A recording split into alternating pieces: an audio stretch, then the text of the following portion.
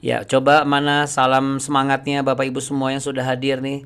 Ada Bu Teresia, Bu Handayati semuanya ya. Shalom. Oke, kita mau sama-sama mulai Bapak Ibu. Kita mau naikkan syukur dan kita mau berdoa sama-sama. Mari kita berdoa Bapak Ibu sekalian. Kita satu dalam doa ya.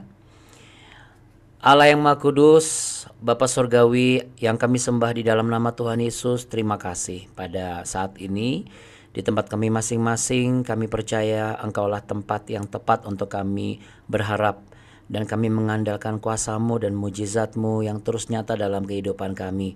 Pemeliharaanmu sempurna, dan caramu untuk melindungi kami dan juga memelihara hidup kami membuat kami kagum akan Engkau. Kami rindu memuji menyembah-Mu terlebih dahulu sebelum kami masuk dalam pembacaan firman yang akan memberikan kami makna kehidupan dan juga tuntunan langkah kami selanjutnya.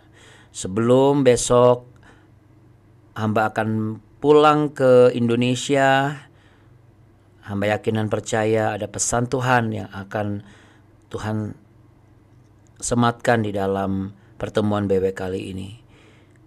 Untuk itu kami mau mulai dengan doa yang telah Kau ajarkan kepada kami.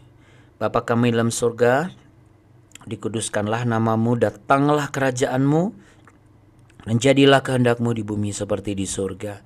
Berikanlah kami pada hari ini makanan kami yang secukupnya, dan ampunilah kami akan kesalahan kami, seperti kami juga mengampuni orang yang bersalah kepada kami. Dan janganlah membawa kami ke dalam pencobaan, tapi lepaskanlah kami daripada yang jahat. Karena Engkau yang punya kerajaan dan kuasa dan kemuliaan kekal sampai selama-lamanya. Haleluya. Kami mau memuji menyembah-Mu ya Tuhan. Haleluya. Amin. Puji nama Tuhan. Baik Bapak Ibu sekalian ya. Kita mau naikkan pujian yang akan saya tampilkan berikut ini. Pujiannya ini ya Bapak Ibu, pujiannya.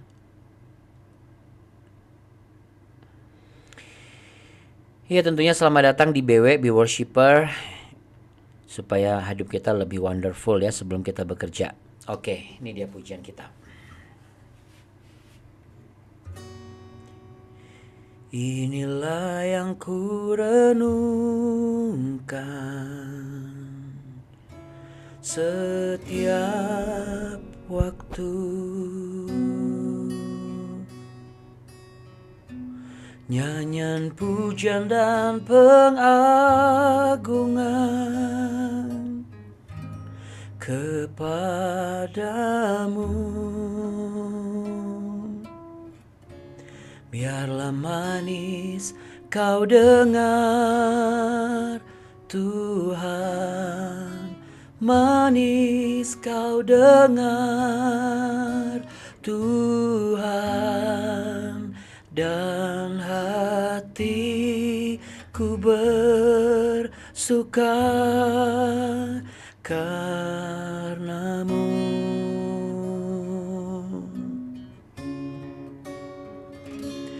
Ya Tuhanku, aku hendak bernyanyi bagimu selama aku hidup. Ya Allahku, aku hendak bermazmur bagimu selagi ku ada.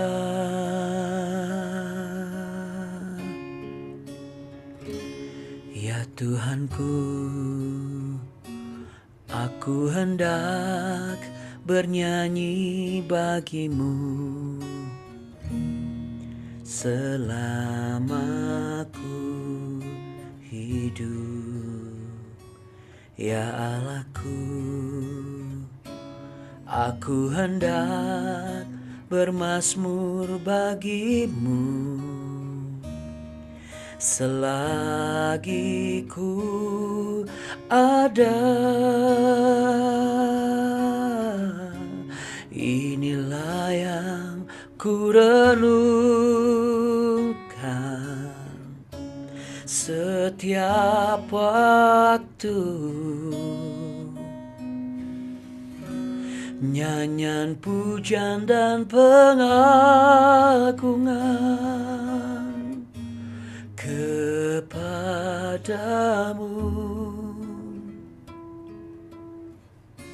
Biarlah manis kau dengar, Tuhan, manis kau dengar, Tuhan, dan hatiku bersuka karenamu. Inilah yang ku renungkan setiap waktu, nyanyian pujian dan pengagungan kepadamu.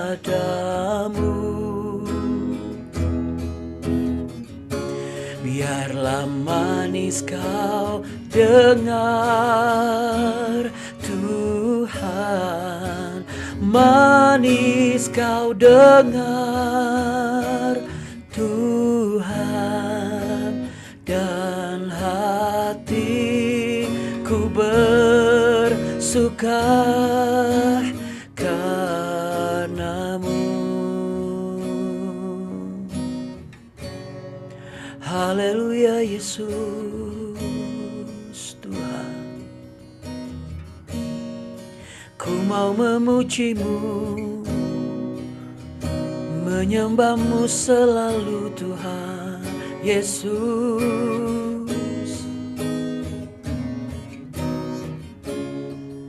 Sambil taruh tangan di dada, yuk sama-sama Bapak Ibu. Inilah yang ku renungkan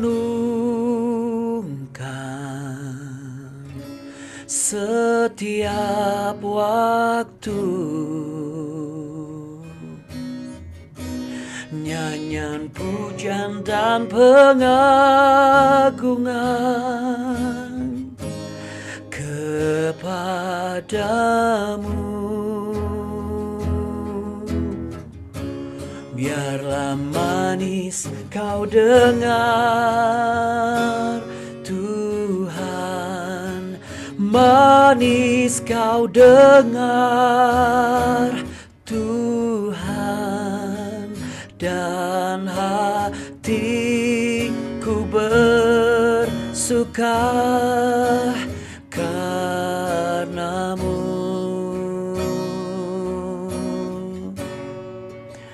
Dan hatiku bersuka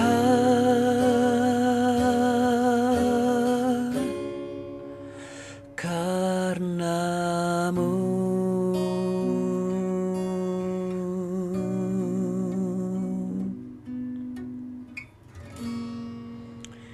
Terima kasih ya Tuhan Yesus, kami percaya bahwa ketika Roh-Mu ada pada kami, itulah yang membuat kami selaras untuk memuji menyembah-Mu ya Tuhan.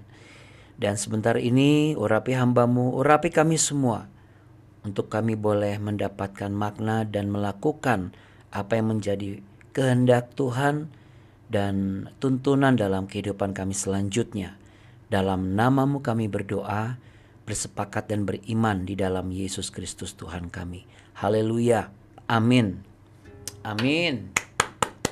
Ya, puji Tuhan Bapak Ibu sekalian yang terkasih ya. Haleluya ya.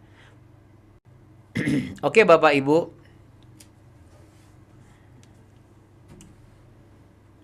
Kita mau melanjutkan di 2 Samuel. Pasal yang ke-19. Nah, sekarang ayat yang ke-15 sampai ayat yang ke-23. 2 Samuel pasal 19 ayat 15 sampai 23. Raja berangkat pulang, Simei menyongsong raja. Lalu berangkatlah raja pulang dan sampailah ia ke tepi sungai Yordan. Sementara itu orang Yehuda telah sampai ke Gilgal untuk menyongsong raja dan untuk membawa raja menyeberang sungai Yordan. Juga Simei bin Gera orang Benyamin yang dari Bahurim itu cepat-cepat datang bersama-sama dengan orang-orang Yehuda untuk menyongsong Raja Daud. Juga ada 1.000 orang dari daerah Benyamin bersama-sama dengan dia, dan Ziba hamba keluarga Saul dan ke-15 anaknya laki-laki dan ke-20 hambanya bersama-sama dengan dia datang tergesa-gesa ke sungai Yordan mendahului raja. Lalu menyeberang dari tempat penyeberangan untuk menyeberangkan keluarga raja dan untuk melakukan apa yang dipandangnya baik. Maka Simei bin Gera sujud di depan raja ketika raja hendak menyeberangi sungai Yordan. Dan berkata kepada raja, "Janganlah kiranya tuanku tetap memandang aku bersalah. Dan janganlah kiranya tuanku mengingat kesalahan yang dilakukan hambamu ini pada hari tuanku raja keluar dari Yerusalem. Janganlah kiranya raja memperhatikannya lagi. Sebab hambamu ini tahu bahwa hamba telah berbuat dosa. Dan lihatlah pada hari ini, akulah yang pertama-tama datang dari seluruh keturunan Yusuf untuk menyongsong tuanku raja." Lalu berbicara Abisai, anak Zeruya katanya, "Bukankah Simei patut dihukum mati karena ia telah mengutuki orang yang diurapi Tuhan?" Tetapi Daud berkata, "Apakah urusanku dengan kamu, hai anak-anak Zeruya? Sehingga kamu pada hari ini menjadi lawanku. Masakan pada hari ini seorang dihukum mati di Israel? Sebab bukankah aku tahu bahwa aku pada hari ini adalah raja atas Israel?" Kemudian berkatalah raja kepada Simei, "Engkau tidak akan mati." Lalu raja bersumpah kepadanya. Ya, oke. Apa yang menjadi makna dan pesan Tuhan pada kita di saat ini Bapak Ibu? Kalau kita bisa lihat ya Bapak, ada beberapa hal. Hal yang pertama adalah di situ ada kata menyongsong, tergesa-gesa. Dia datang tergesa-gesa ke sungai Yordan mendahului raja. Nah, ini bicara mengenai sebuah sikap yang penuh dengan niat ya, yang kesungguhan hati. Jadi hari ini Tuhan lagi mengingatkan Bapak Ibu dan saya. Kita tuh kalau datang sama Tuhan tuh niatnya apa? Ya. Ada banyak orang yang punya niat datang sama Tuhan itu supaya disembuhkan, diberkati, lalu kemudian diberikan keturunan, lalu supaya diberikan jodoh, supaya pekerjaannya lancar. Apakah itu salah? Sebenarnya bukan 100% salah ya. Tetapi menurut apa yang telah kita baca, Roh Kudus meletakkan sesuatu di dalam hati saya. Bahwa kita itu menjadi orang Kristen, apalagi di akhir zaman ini, coba kita telaah kita itu kalau datang sama Tuhan itu niatnya apa sih? Ya di sini si Mei niat banget untuk sungguh-sungguh menyongsong raja, bahkan ia mendahului raja. Artinya ia bukan hanya sekedar mengejar, tetapi ia mendahului, berarti dia ada melebihi menambah kecepatan langkahnya dari apa yang biasa dilakukannya sehari-hari. Itu yang pertama. Yang kedua, karena dia punya niat khusus dan benar-benar dia mau menyatakan niatnya itu, maka tanpa disadari ia cepat banget gitu loh. Jadi ada akselerasi yang begitu tinggi gitu. Nah, bagaimana dengan saudara dan saya hari-hari ini? Ketika kita mencari wajah Tuhan, ketika kita mencari niat, ketika kita niat untuk bangun pagi, ketika kita niat untuk mendapatkan kebenaran, yang paling sulit itu adalah menjaga konsistensi. Itu yang pertama. Katakan sama-sama dengan saya. Menjaga konsistensi. Iya. Karena Anda bisa bayangkan Bapak Ibu kalau lagi naik mobil aja, itu menjaga konsistensi dalam kecepatan tertentu itu sulit. Kadang-kadang bisa malah lebih melambat gitu. Atau bisa juga dia akan semakin cepat. Ya, tapi dia semakin cepat biasanya karena memang dia buru-buru. Ya, buru-buru supaya dia tidak terlambat. Nah, jadi coba kita proyeksikan rasa itu ke dalam kehidupan rohani kita. Kita juga harus punya sebuah motivasi bahwa jangan sampai terlambat. Katakan jangan sampai terlambat. Iya. Maksudnya apa Bunda? Jangan sampai terlambat kita mencari Tuhan sungguh-sungguh. Makanya Bapak Ibu yang walaupun sekali lagi ya, walaupun kita sudah punya YouTube channel kita nih masing-masing bersama kan BW ini untuk kita bersama juga ya, sekalipun juga untuk orang-orang di luar BW. Tapi buat kita nih yang setiap pagi datang kepada Tuhan, ini yang paling sulit adalah menjaga konsistensi terus terang. Ya, terkadang saya pun juga tergoda untuk, aduh capek loh, ya, apalagi kurang tidur, ya, habis melayani grup di mana nggak ada berhentinya, ya, dan benar-benar harus fokus dan menjaga agar jangan sampai ada yang terlewat. Itu semua keluar tenaganya semua. Lalu memikirkan apa yang harus disampaikan, merenungkan, dan melibatkan tentunya Roh Kudus untuk bisa menuntun supaya apa yang dilakukan seharian itu berjalan dengan baik. Belum lagi untuk melakukan atau menolong dan memperhatikan hal-hal yang ada di anggota grup. Artinya apa Bapak Ibu? Semua itu kan dilakukan dengan daya dan tenaga dan upaya ya. Nah seringkali nih Bapak Ibu, kita melakukan itu justru lebih niat sama manusia.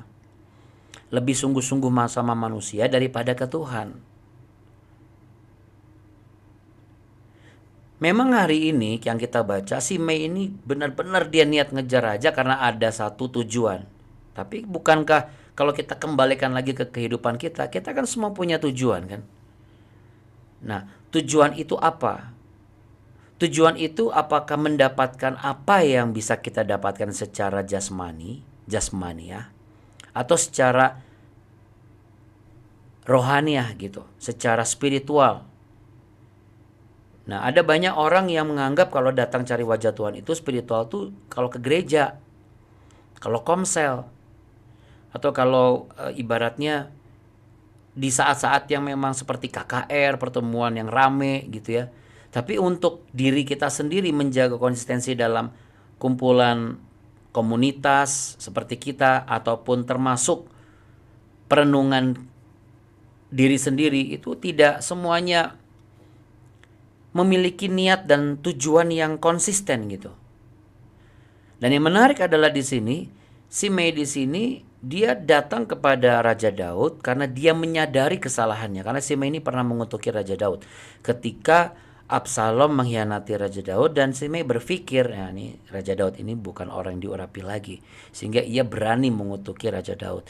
Namun ternyata ketika ia melihat Raja Daud benar-benar mengalami penyertaan Tuhan sehingga Absalom itu kalah, akhirnya dia menyadari, wah ini kalau saya nggak datang kepada raja lalu minta ampun langsung di hadapannya dan mengaku di hadapannya, ya ada dua kemungkinan sebenarnya kan. Ada dua kemungkinan. Kemungkinan yang pertama adalah dia diampuni. Kemungkinan kedua ya dia pasti tetap dihukum mati. Karena tradisi di zaman dahulu, barang siapa yang menang dalam pertempuran, dia berhak, bahkan bisa dikatakan sebuah hal yang lumrah untuk menghabisi keturunan-keturunan dan antek-anteknya dan pengikut-pengikutnya. Jadi bisa dibayangkan kemungkinan besar si Mei juga datang kepada Raja Daud dengan pertaruhan yang besar antara diampuni atau tidak diampuni. Ya. Tetapi kita bisa melihat sikap dari Raja Daud. Sekalipun ada orang ya yang bersama-sama dengan dia dan memberikan pendapat bahwa ini orang harus dibunuh, layak dihukum mati. Kalau kita merujuk dengan latar belakangnya, bisa dikatakan ya layaklah. Karena sudah mengutuki raja yang diurapi Tuhan. Ya. Bahkan Daud saja tidak berani mengutuki Raja Saul. Masa dia berani mengutuki Raja Daud? Kira-kira seperti itu. Saya aja nggak berani mengutuki orang, kok dia mengutuki saya? Gitu. Jadi dengan kekuasaan yang sudah saya dapat, saya berhak untuk menghukum orang ini. Tetapi pendapat yang masuk akal ini, pendapat yang istilahnya dalam tanda kutip lumrah dan lazim ini, ternyata disanggah oleh Raja Daud. Bahkan ia berani mengatakan, kamu tidak ada urusan sama orang ini. Saya pun tidak ada urusan sama kamu. Yang ada urusan adalah orang ini kepada saya. Dan Raja Daud mengambil sebuah keputusan, kamu tidak akan mati. Nah, Bapak Ibu yang terkasih, kalau kita mau merenungkan dan mencerminkan kepada diri kita sendiri, kita kalau datang sama Tuhan, itu apakah sungguh-sungguhnya pada saat ibadah? Apakah kesungguhan kita mencari wajah Tuhan adalah pada saat tertentu saja, atau setiap kali kita datang kepada Tuhan, sikap hati kita, lalu sikap diri kita pun juga sungguh-sungguh dan niat untuk bertemu kepada Tuhan. Sama seperti kita sungguh-sungguh dan niat untuk datang ketemu dengan seseorang yang ibaratnya yang punya jabatan tertentu, maaf, atau misalnya kita memiliki tujuan tertentu karena orang ini punya kapasitas yang kita butuhkan. Bukankah Tuhan adalah yang sudah memiliki seluruh aspek yang kita butuhkan? Namun seringkali kita tidak mempersiapkan diri. Seringkali kita tidak mematangkan dan memantapkan hati kita. Karena apa? Karena kita sudah terlebih dulu fokus kepada kita dapat apa nih setelah datang sama Tuhan. Nah, ini udah akhir zaman, sudah nggak boleh gitu lagi, udah nggak pas gitu ya. Ini adalah zaman di mana Tuhan harus melihat saudara dan saya sebagai orang-orang yang memang memiliki kesungguhan dan niat yang 100% murni memang mau ketemu sama Tuhan. Dengan sikap hati apa? Dengan sikap hati yang menyadari saya ini orang berdosa. Saya ini orang yang gak baik. Saya ini orang yang tidak sempurna Tuhan. Saya ini banyak kekurangan. Nah, tapi dengan ketidaksempurnaan dan kekurangan kita, apakah juga serta-merta kita ketika datang kepada Tuhan juga nggak asal-asalan, dengan sikap hati yang juga tidak siap, dan segala tanpa kesiapan? Sedangkan berkat yang akan kita songsong dan kita terima adalah hal yang tentu saja Allah siapkan untuk saudara dan saya. Jadi pada hari ini juga sama. Dalam hal mengerjakan sesuatu, baik itu di lingkungan keluarga, ataupun pelayanan, ataupun organisasi, ataupun pekerjaan. Kalau kita mengerjakan dengan niat dan tujuan yang bukan hasilnya dari apa yang kita lakukan, saya sangat yakin justru hasilnya jauh lebih baik. Di luar dugaan lah gitu ya. Ini kan tentang di luar dugaan gitu. Hal yang lazimnya seperti apa? Ya, lazimnya tuh begini, tapi di luar dugaan ini bisa berubah menjadi begini. Lazimnya adalah si Mei dihukum mati, tetapi di luar dugaan si Mei malah justru diampuni kesalahannya. Coba, bukankah itu juga yang menjadi konsep dari Allah? Bagaimana Allah benar-benar tanpa diduga. Saya tidak pernah menduga bahwa saya bisa dipercaya untuk menjadi hamba Tuhan, lalu jadi gembala sidang, bahkan dipanggil khotbah di kantor-kantor dan di beberapa gereja, bahkan Tuhan izinkan lagi untuk selalu mendampingi grup yang berziarah. Tidak pernah terduga di dalam pemikiran saya pribadi ya gitu. Berarti saya harus bagaimana nih Bapak Ibu? Saya harus datang kepada Tuhan dengan sikap yang sungguh-sungguh. Saya harus mempersiapkan segalanya dengan yang terbaik. Ibaratnya dari ujung rambut sampai ujung kaki, paling tidak saya siap untuk ketemu dengan Tuhan. Saya siap untuk mengambil bagian yang harus saya ambil. Karena kita harus akui Bapak Ibu, berkat yang akan kita terima itu nggak pernah bisa kita duga. Sama dengan tantangan dan pergumulan yang akan kita hadapi. Dengan apa lagi kita bisa mempersiapkan itu kecuali dengan apa? Menyadari bahwa mungkin selama ini perbuatan saya salah. Ya pastilah setiap hari tidak ada perbuatan yang tidak salah. Tidak keliru. Pasti ada, dari mulai salah tulis nama misalnya, itu pun juga udah salah gitu. Salah meletakkan barang yang harusnya di bagasi, ditaruh di kabin, itu pun juga sudah salah.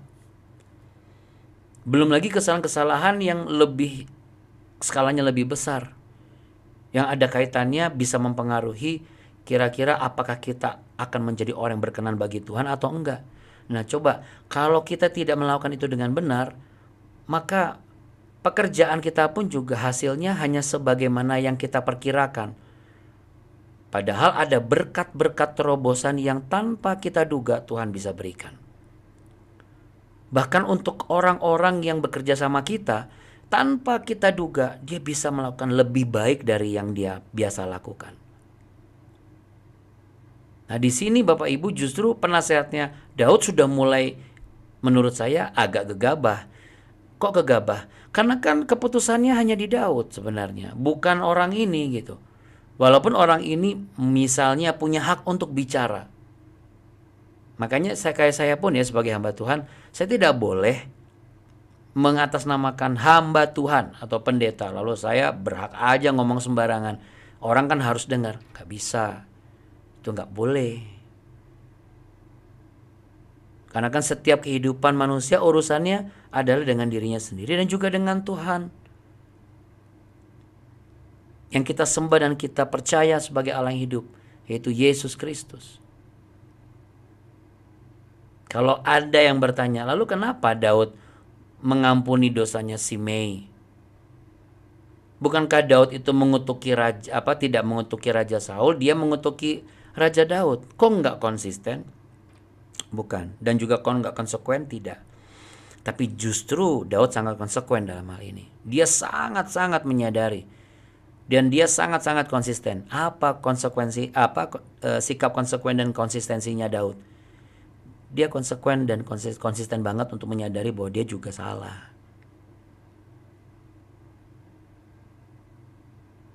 Cuma bedanya si Simei ini mengutuki dirinya.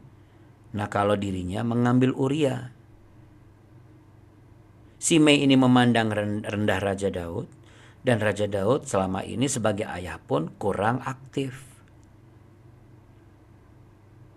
Jadi kesadaran atas kesalahan di dalam diri kita, kalau kita kelola dengan bijaksana, itu akan membawa manfaat yang besar.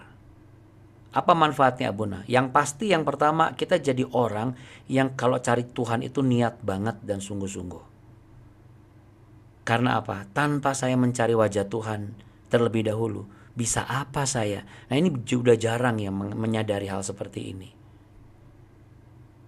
Karena apa? Tuhan dijadikan sebagai satu subjek dan juga objek sebagaimana yang kita butuhkan dan kita mau dan kita harapkan dan kita paksakan juga seringkali.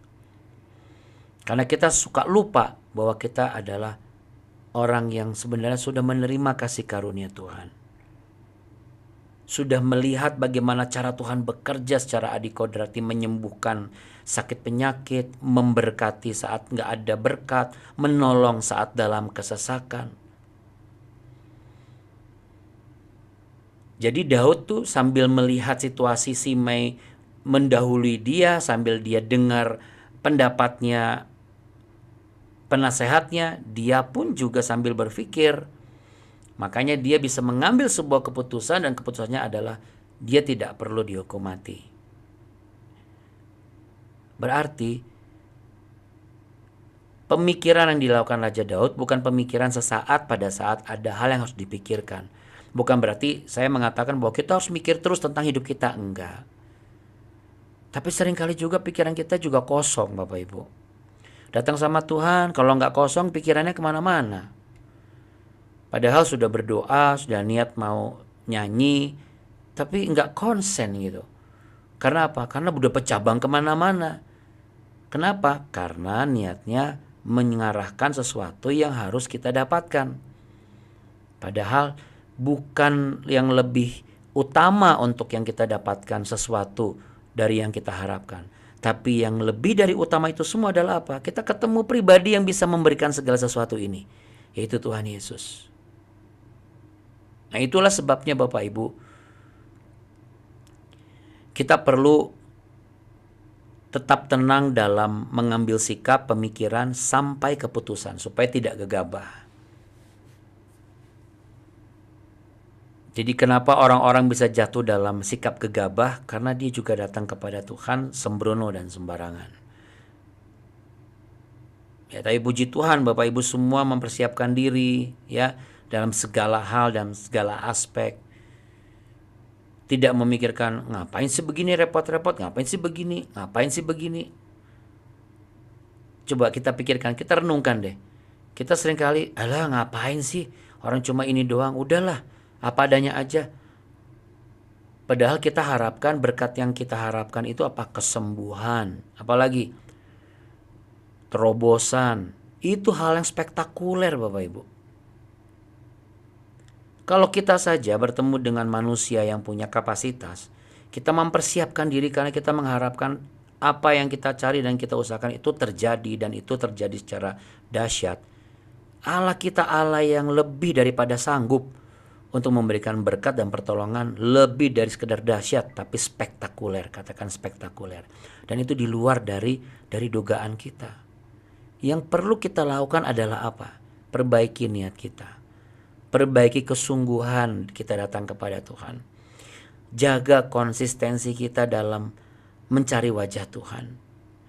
Tetap sabar dalam menanti jawaban Tuhan. Karena ujian yang murni itu adalah melewati proses dalam waktu yang tidak sedikit dan tidak singkat. Kalau cuma 1, 2, 3, 4 kali, 5 kali langsung dapat jawaban, orang semua sudah tahu. Oh, yang penting kencang aja cari Tuhan. Paling gak nyampe berapa kali pertemuan, Tuhan sudah jawab. Justru Tuhan terkadang izinkan apa? Coba saya mau tahu, sesungguh apa sih kamu mencari wajah saya? Kira-kira seperti itu. Kalau cepat atau lambat itu kan hak prerogatifnya Tuhan Yesus. Hak prerogatifnya Allah. Kita nggak bisa mempertanyakan dan mengadukan bahwa kenapa dia cepat, kenapa saya lambat. Nggak bisa. Karena pada saat kita dapat berkat cepat pun dan dapat jawaban cepat pun, kita juga tidak pernah, Tuhan kenapa kok Tuhan jawab saya duluan? Mereka dululah. Mungkin ada orang-orang lebih butuh dari saya, kita juga nggak pernah seperti itu. Kita akan bersyukur. Nah, kalau kita mendapat berkat dengan ibaratnya jawaban Tuhan yang seakan-akan mendahului dari skema waktu kita, dan kita bersyukur akan hal itu, kenapa kita tidak juga bersyukur ketika kita masih belum mendapatkan apa yang kita minta, apa yang kita harapkan, apa yang kita butuhkan? Kita pun juga harus tetap bersyukur dengan rasa yang sama. Disitulah kita akan ketahuan diri kita ini sebenarnya cari Tuhan modelnya kayak apa. Karena mencari wajah Tuhan pun gak boleh gegabah. Gegabah itu apa sih? Sembarangan. Tidak hanya mengambil keputusan, tidak hanya memilih jawaban atau memilih keputusan, tetapi ketika sedang mencari pun kan gak boleh gegabah. Anda bisa bayangkan kalau mencari sesuatu gegabah, gak akan dapat, gak akan fokus, dan gak akan teliti. Tapi kalau kita niat sungguh-sungguh mencari wajah Tuhan, pokoknya gak mikir dulu mengenai apa yang ingin kita dapatkan dan Tuhan bisa berikan, itu mendahului segala itu. Maksudnya mencari wajah Tuhan itu mendahului semua bagian-bagian yang kita pengen dapatkan sesuai dengan keadaan kita. Saya sangat yakin Bapak Ibu, saya sangat yakin itu akan melatih kita dalam segala hal, termasuk dalam pekerjaan, termasuk dalam memikirkan apakah harus pindah kerja atau enggak. Jadi sekalipun keadaan sedang buruk, situasinya nggak enak, kita juga nggak main gegabah untuk langsung pindah gitu. Tetapi kita coba setia dalam hal-hal seperti itu dulu. Karena ada firman Tuhan berkata, setia dalam hal-hal yang kecil, maka engkau akan dipercaya hal-hal yang besar. Lah sekarang bagaimana kita mau datang kepada Allah yang maha besar, kita menghadapkan berkat yang besar, mujizat yang hebat, tapi kita datang tanpa persiapan dan tanpa ketulusan hati dan niat yang memang sungguh-sungguh, saya tuh butuhnya kena Tuhan dulu. Bukan berkatnya, bukan jawabannya, bukan kesembuhannya, bukan apanya. Yang penting Tuhannya dulu. Kayak si Mei ini, kan apa bedanya dengan kita sih? Kita juga kan orang berdosa.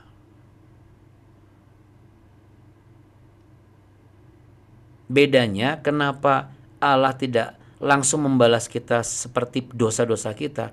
Karena Allah bukan sebagai pribadi dalam pengertian, oh karena dia juga melakukan hal yang sama. Enggak, tapi dia sudah menjadikan dirinya seperti manusia yang sama dosanya padahal ia tidak berdosa.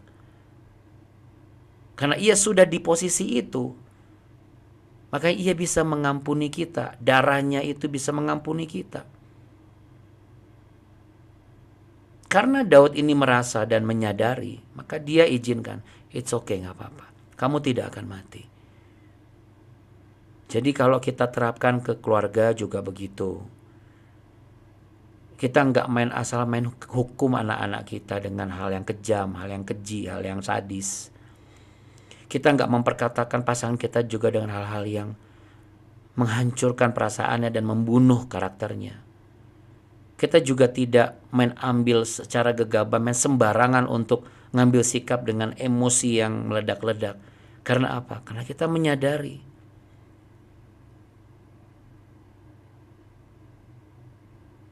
jadi sikap tidak gegabah ini akhirnya bisa kita letakkan dan kita terapkan di segala aspek kehidupan kita. Semuanya. Karena apa? Karena kita pun datang kepada Tuhan tidak gegabah. Kita datang kepada Tuhan dengan sikap tahu betul, memahami saya juga orang berdosa. Kita menghukum anak-anak apa? Ya saya juga dulu kecil juga pasti nakal. Kalau kenakalannya beda, wajar Bapak Ibu. Zaman aja beda kok. Zaman saya dulu kan main layang-layang. Sekarang anak-anak mainnya apa sih? Melayangkan pandangan ke gadget, bukan main layang-layang. Kalaupun ada layang-layang juga game aplikasi layang-layang, bukan layangan beneran. Jadi memang kita tidak boleh gegabah dalam mengambil sebuah kesimpulan. Tidak boleh gegabah hanya karena teori ini kita tahu, lalu kemudian kita simpulkan dengan kesimpulan ini. Nggak bisa. Semua berbalik lagi kepada diri kita. Sama seperti Daud. Supaya apa? Supaya kita juga tidak gegabah dalam hal yang lain. Terlebih lagi kalau kita mengambil sikap seperti Simei yang datang kepada Raja Daud. Tujuannya cuma satu, aku mau ketemu Raja karena aku bersalah. Apalagi kita sebagai orang-orang percaya yang sudah berdosa, tapi Tuhan masih mau menerima kita. Itu yang paling penting. Nanti setelah itu pasti berkat-berkat Tuhan akan kita terima. Menyusul kemudian kesembuhan, pemulihan, damai sejahtera, pembaharuan, ya kan, dan juga terobosan. Mari sama-sama kita renungkan ini, kita taruh tangan di dada. Seperti apakah diri ini ya Tuhan Yesus, hati ini, pikiran ini? Apakah selama ini kami sudah benar-benar mencari wajah-Mu dan tujuannya hanya ingin mendapatkan Engkau atau ingin mendapatkan apa yang kami harapkan melalui kami mencari wajah Tuhan? Ini dua hal yang berbeda dan kami baru menyadari hal ini. Tegur kami kalau kami keliru ya Roh Kudus. Tuntun kami oleh Roh-Mu ya Tuhan. Bimbing kami agar kami selalu mendapat pembaharuan. Sehingga kami tidak gegabah dalam memperkatakan sesuatu ketika situasi sedang mendesak. Dalam mengambil sebuah keputusan pun kami juga tidak sembrono. Kami membutuhkan Engkau. Sama seperti halnya Ribka, putri dari Bu Elizabeth, juga membutuhkan Engkau untuk memulihkan keadaannya dari sakit demam berdarah yang saat ini sedang dirawat di rumah sakit. Biarlah kiranya melalui penyakit yang Tuhan izinkan ini, Ribka boleh datang sungguh-sungguh kepada Tuhan. Bu Elizabeth juga sungguh-sungguh untuk mencari wajah Tuhan. Terlebih kami semua boleh tetap sungguh-sungguh fokus hanya mendapatkan Tuhan dulu. Kami menambah akselerasi kami. Kami mematangkan persiapan kami untuk menyambut hadirat-Mu dan menerima berkat-Mu. Sehingga kami yang sakit menjadi sembuh, yang lemah menjadi kuat, yang berbeban berat tentu mendapat kelegaan. Karena Engkau sendiri berkata, kalau kami letih, lesu dan berbeban berat, kami datang kepadamu, Engkau memberi kelegaan. Dan kami percaya, kelegaan pun adalah berkat yang luar biasa, yang tidak kalah pentingnya dari berkat materi yang kami butuhkan untuk menghidupi kehidupan kami sehari-hari. Namun biarlah kami boleh melihat dan menyadari, bukan materi itu, tetapi tangan Tuhan dan pribadi-Mu Tuhan Yesus yang akan membuat kami mendapatkan berkat materi itu.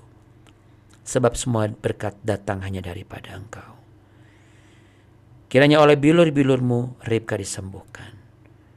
Oleh kuasa kasih setia-Mu, anugerah-Mu akan mengurapi buah-buah kandungan yang merindukan keturunan. Tuhan jadikan subur. Bahkan Tuhan akan membuka pintu-pintu berkat dan mujizat. Itu pun juga berkat bagi kami yang percaya. Bapak Ibu yang terkasih, terimalah berkat damai sejahtera cinta kasih Tuhan. Ia tetap memberkati engkau. Untuk itu, tetaplah untuk mencari wajahnya. Ia menyinarimu dengan wajah dan kemuliaannya, untuk melimpahkan dan menyatakan kepadamu bahwa Ia adalah Allah yang hidup, yang bisa kau andalkan. Ia pun akan menghadapkan wajahnya kepadamu untuk memberimu damai sejahtera. Dan apa yang diberkati, dilimpahkan oleh Tuhan Yesus sendiri kepada kita sebagai orang percaya, biarlah kita boleh menerimanya dan kita beriman akan mengalaminya. Karena kuasa Allah nyata di dalam kehidupan kita. Hamba juga berdoa Tuhan untuk persiapan para peserta agar tetap solid, kompak, tetap lovely, tetap teliti dalam packing, tidak ada yang ketinggalan. Dan oleh karena perkenananmu, kiranya perkenananmu lah juga yang akan melancarkan proses demi proses. Kami masih ada lagi besok Tuhan. Sampai kami semua mendarat di Jakarta dengan selamat, tidak kekurangan satu apapun. Tuhan Yesus, berikanlah kami pesawat yang terbaik, dijauhkan dari kerusakan. Luputkanlah kami dari orang-orang yang menganggap remeh dan gegabah dalam memeriksa mesin pesawat. Kami impartasikan ketidakgegabahan ini kepada orang-orang yang bekerja pada kami di kantor, kepada suami kami, istri kami, anak-anak kami, pelayan-pelayan Tuhan, terlebih lagi untuk semua yang terkait dalam mempersiapkan perjalanan grup ini pulang besok dari Jordan ke Indonesia. Hamba juga berdoa, berkatilah Nazareth Tour, berkatilah setiap rekan-rekanan, baik Prester maupun juga Eternity dan juga rekanan yang ada di Jordan. Ini semua adalah tim yang memperhitungkan semuanya secara matang. Kami juga berdoa, kami pun harus matang dalam mempersiapkan segala sesuatu.